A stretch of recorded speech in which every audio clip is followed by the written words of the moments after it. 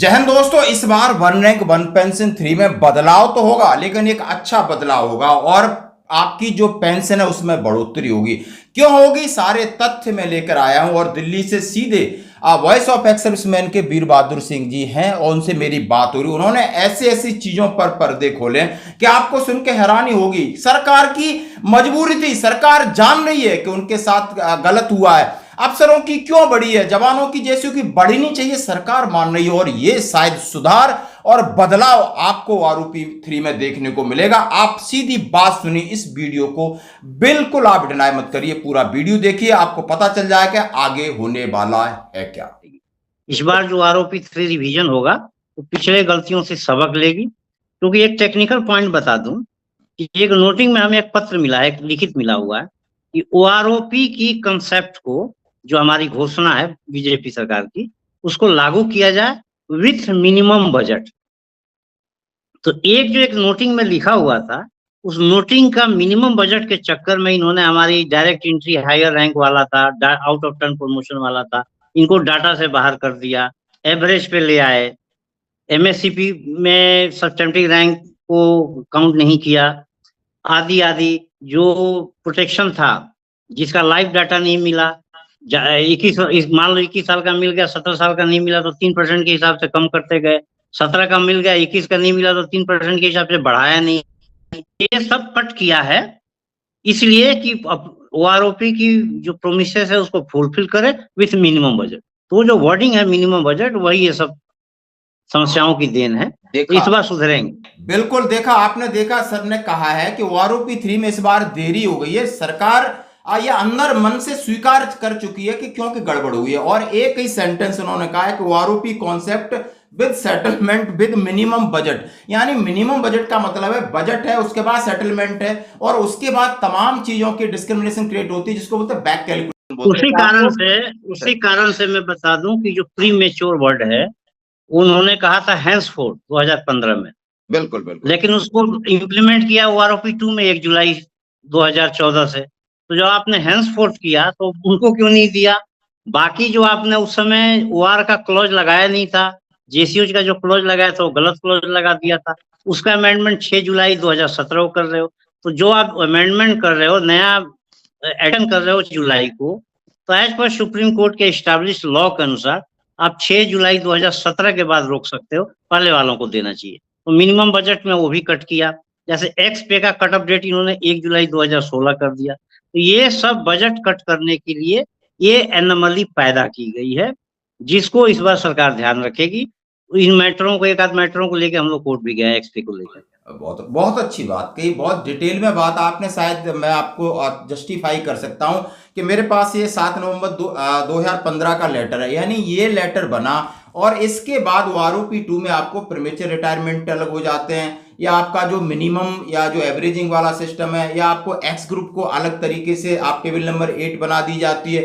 मतलब सरकार का सीधा सीधा सामने दिख रहा है कि उसके पास उसने बैक कैलकुलेशन किया, उसके पास मिनिमम बजट में सेटल करने के चक्कर में उन्होंने ये डिस्क्रिमिनेशन पैदा हुई हैं। और आशावादी की बात कही कि आरोपी 3 में शायद ऐसा नहीं होगा, क्योंकि 3 जुलाई को आपको इशारा मिल गया था। आईएसएम के जो ब्रिगेडियर साहब हैं, उन्होंने जो हमसे मेरी बात हुई, उन्होंने कहा था कि नहीं, कुछ न कुछ इसमें सुधार है। अभी सर मैं एक बात कह रहा हूं, अभी जनरल सतवीर साहब ने भी इस मामले में चिट्ठी लिखा है एवरेज के मामले में। उन्होंने सीधा कोट किया है कि नहीं, अफसरों का तो एवरेजिंग ठीक है लेकिन जवानों का मैक्सिमम होना चाहिए। तो आप इस बात से सहमत हैं? ओके। मैं तो ये बात अपने हर मीटिंगों में उठाया हूँ और रिटर्न मेमोरेंडम में भी कहा हूँ कि जेशो जवान की पेंशन फिक्सेशन का फॉर्मूला ही अलग था। ये कम सेवा करते हैं, मान लीजिए अफसर तो 60 साल तक कर लेता है, 58 साल तक। तो अगर हमारे जवान 50 साल में रिटायर्ड होते हैं तो कम से कम 10 इंक्रीमेंट से महरूम हो जाते हैं, छूट जाते हैं। अफसर तो पूरा इंक्रीमेंट ले रहा है, उसका तो ठीक है एवरेज।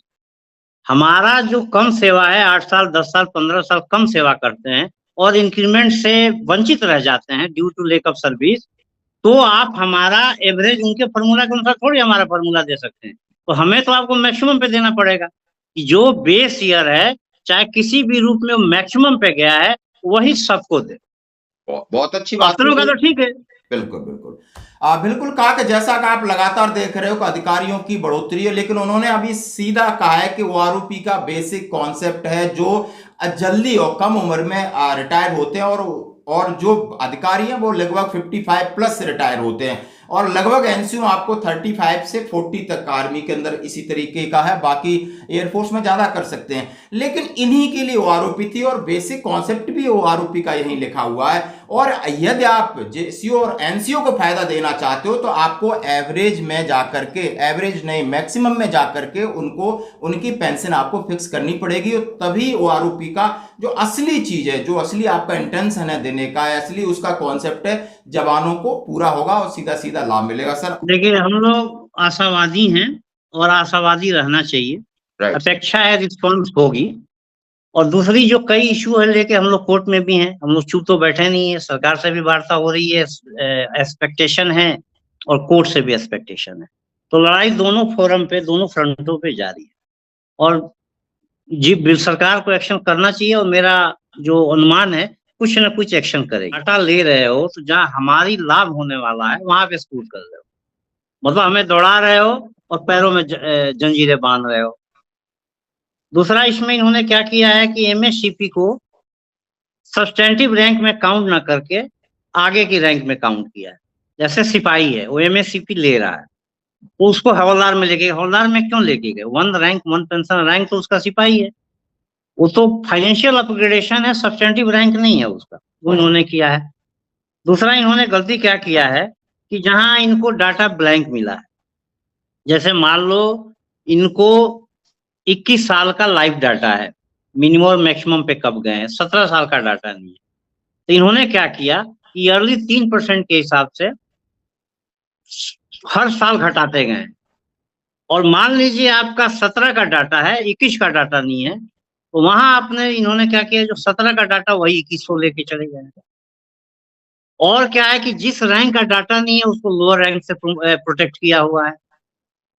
तो ये जो इन्होंने फॉर्मुलेशन किया है, बनाया है, इसका नतीजा ये रहा, हम लोगों ने डाटा भी दिया हुआ है कि जो सिपाही हैं वो जो पे स्केल का 28% ले रहे हैं ओआरओपी में, नायक 26, 24, 23, ये 33 तक रह गए हैं सुधार में। पॉलिसी बनाने के बाद भी, गलत पॉलिसी बनाने के बाद भी इम्प्लीमेंटेशन में भी ऐसा जरिया अडॉप्ट किया है कि हमारी पेंशन ना बढ़े। ये सब हम लोगों ने रिप्रेजेंटेशन पहले भी दिया हुआ है, और आग्रह किया है कि कम से कम मैक्सिमम ऑफ स्केल, जो मैक्सिमम बेस ईयर में जाता है, चाहे कैसे भी जा रहा हो, चाहे कोर्ट ऑर्डर से जा रहा हो, हायर इंक्रीमेंट से जा रहा हो, आउट ऑफ टर्न प्रमोशन जा रहा हो, वही चीजें सभी को दिया। अगर ये इम्प्लीमेंट कर देते हैं तो सबका कुछ ना कुछ बढ़ेगा।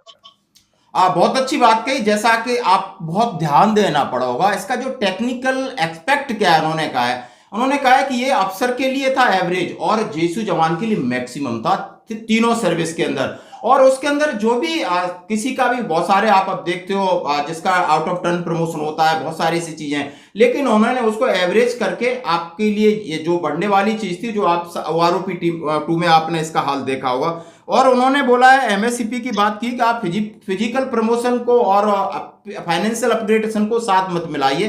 प्रमोशन प्रमोशन होता है, फाइनेंशियल अपग्रेडेशन अलग होता है, इसको दूसरा रखा है। और रखा उन्होंने लाइव डाटा की बात की, ये सबसे बड़ा इंपॉर्टेंट है। शायद जो लोग हम और आप न समझ सकें तो आपने इनकी बात को सुना होगा कि लाइव डाटा में जहां पर नहीं लिया ब्लैंक छोड़ा, यानी जिस तरह उन्होंने, जिसको बोलते हैं अर्थमेटिक, वो लगाया कि जहां पर मिनिमम बढ़ोतरी हो। और इसका परिणाम आपने देखा होगा कि ओआरओपी 2 की जब टेबल इन्होंने जारी की तो जेसीओ को घाटा हो रहा था, बशर्ते उनकी पॉलिसी में कि किसी की कम न किया जाए, तो सीधा सीधा ये बात हो रही। तो